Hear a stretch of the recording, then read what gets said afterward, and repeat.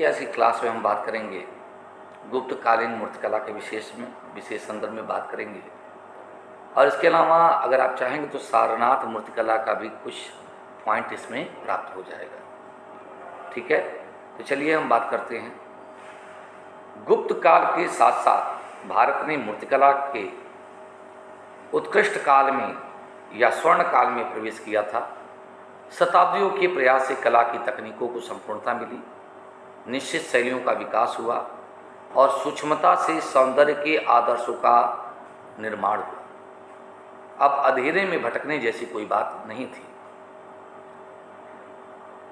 कला के वास्तविक लक्ष्य और उसके अनिवार्य सिद्धांतों को बुद्धिमानी से पूर्ण रूपेण समझ करके एक उच्च विकसित सौंदर्य बोध और कौशल हाथों द्वारा कौशलपूर्ण निष्पादन करके ऐसी अद्वितीय रचनाओं को जन्म दिया गया जो उत्तरवर्ती युगों के भारतीय कलाकारों के लिए आदर्श और निर्भीकतापूर्ण थे। गुप्त प्रतिमाएं या मूर्तियां आने वाले समय के लिए भारतीय कला का मात्र मॉडल ही नहीं रही, बल्कि इन्होंने सुदूर पूर्व उपनिवेशों में भी आदर्श के रूप में कार्य किया था।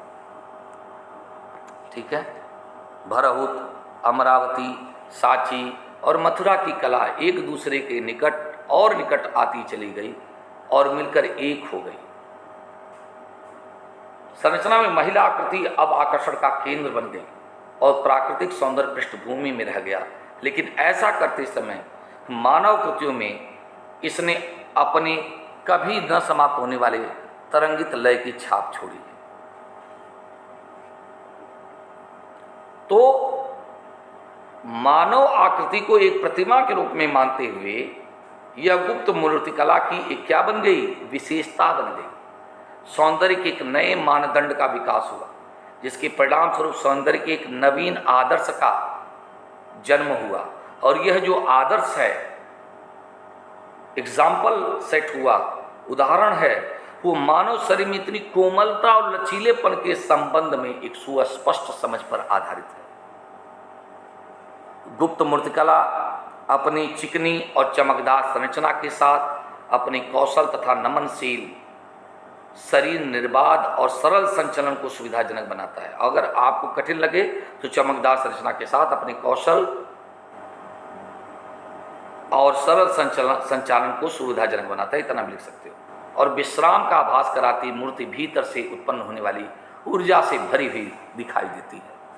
ऐसा केवल बौद्ध, ब्राह्मणी और जैन देवताओं की प्रतिमाओं के संबंध में ही नहीं, बल्कि पुरुषों और महिलाओं की मूर्तियों के संबंध में भी सच है। कलाकार इसके लिए प्लास्टिक की सतह की अति संवेदनशीलता पर बल देने का प्रयास करता है और इसके लिए शरीर को ढकने का प्रयास करने वाले अलंकृत वस्त्र, आभूषण आदि जैसी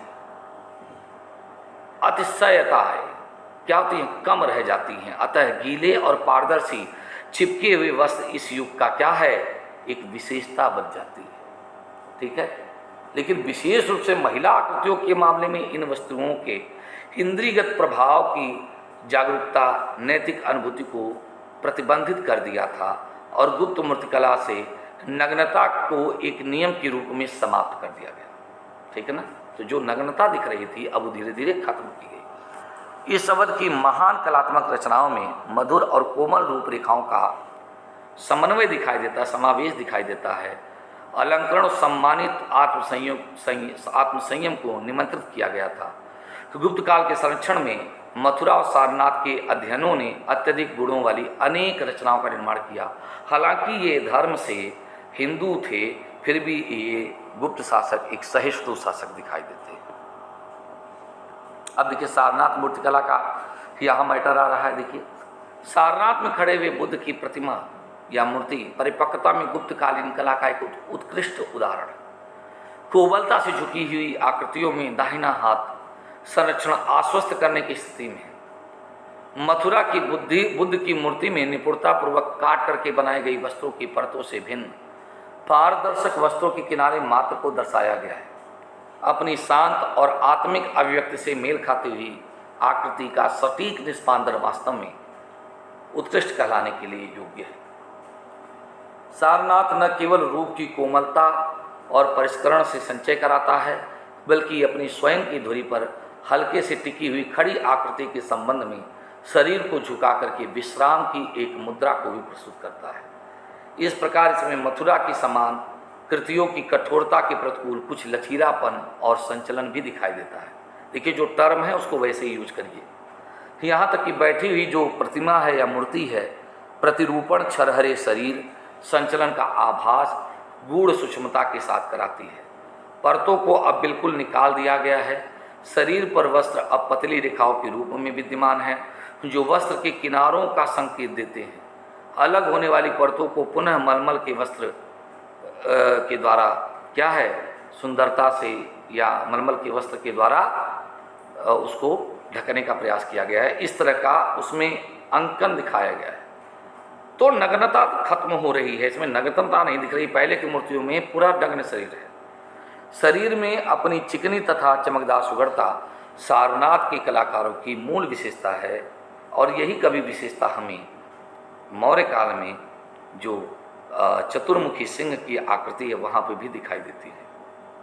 ठीक है, तो अगर सारनाथ मूर्तिकला लिखना है तो उसमें आपको मौर्य काल के वो सारनाथ का चतुर्मुखी सिंह स्तंभ भी लिख सकते हो, और यहाँ का जो मैटर है गुप्त काल वाला वो भी लिख सकते हैं। तो अभी हम लोग गुप्त मूर्तिकला पे बात कर रहे हैं। ठीक है ना बच्चों।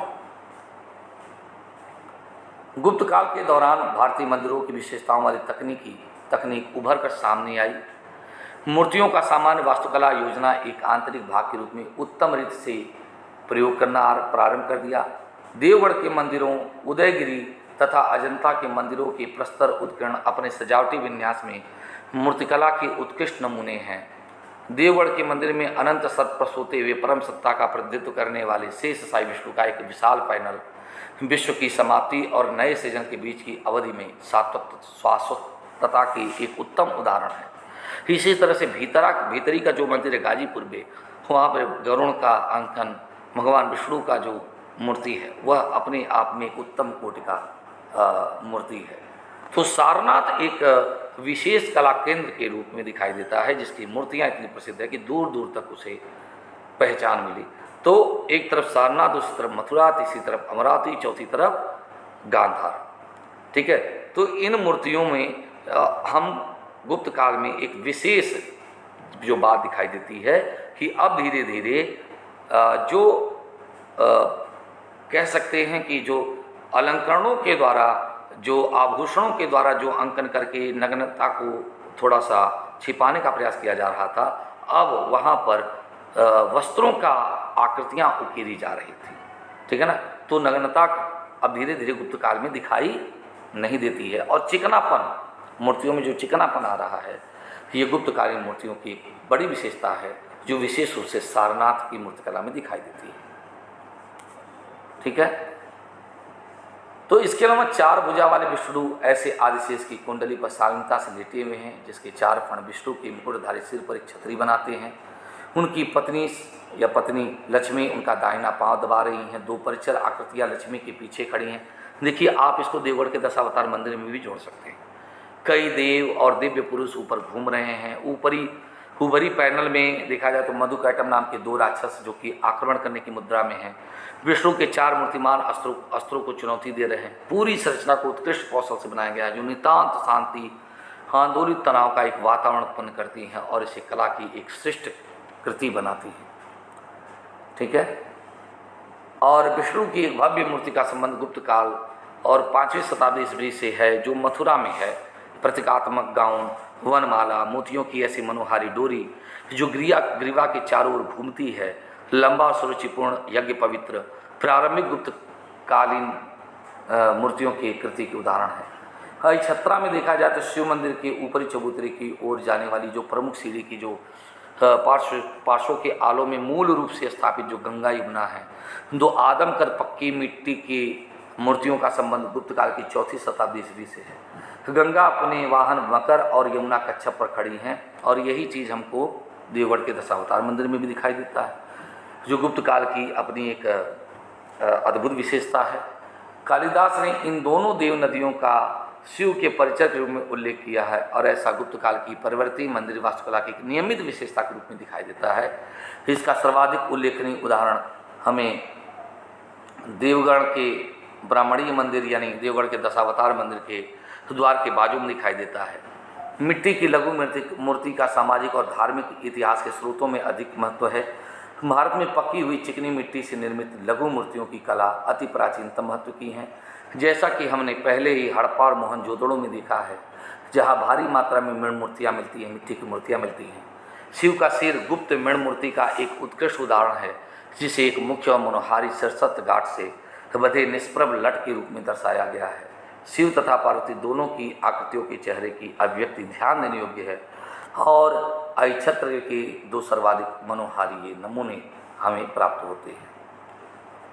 ठीक है, पार्वती का अगर देखा जाए तो सिर तीसरी आँख के साथ है और माथे पर अर्धचंद्र है।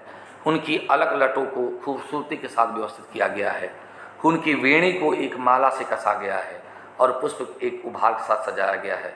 उन्होंने एक गोल बाली पहनी हुई जिस पर स्वास्तिक चिन्ह अंकित है। तो इस प्रकार से ये जो गुप्त काल की जो मूर्तिकला है अपने आप में कई विशेषताओं को धारण किए हुए है और यह कहा जा सकता है कि यह मूर्तिकला के स्वर्णिम अध्याय को प्रस्तुत करता है, जहाँ से मनुष्य के अंदर सभ्यता, सुंदरता, सौंदर्यबोध और साथ ही साथ नग्नता का समाप्तिकरण, यह इसकी प्रमुख विशेषता है।